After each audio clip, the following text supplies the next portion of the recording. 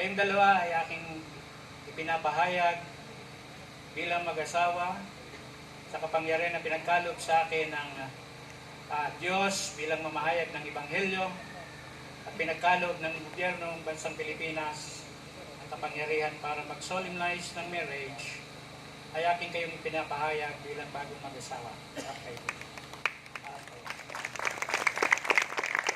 Lamang si Ginoong Mark Anthony Almen at si Ginang Richelle Salgado ay nagkasundo na papag-isahin sa banal na matrimonyo.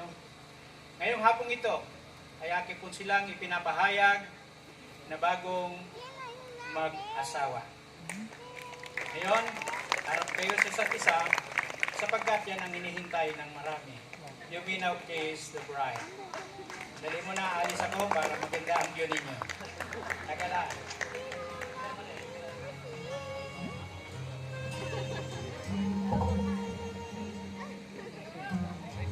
Wipe your tears, take a breath. Lay your head on my chest. Let me hold you through the night. Yeah, the world can bring us down, but I still believe somehow it's all gonna be alright. Come on, lay the highs and lows. Well, this life will be hard, but you and me home. When the waters rise and we face the fire, we'll rest in our foundation.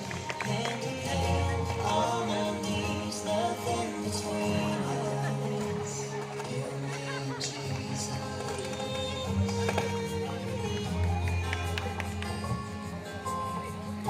Okay, salamat. At salamat sa bawat isa. Then,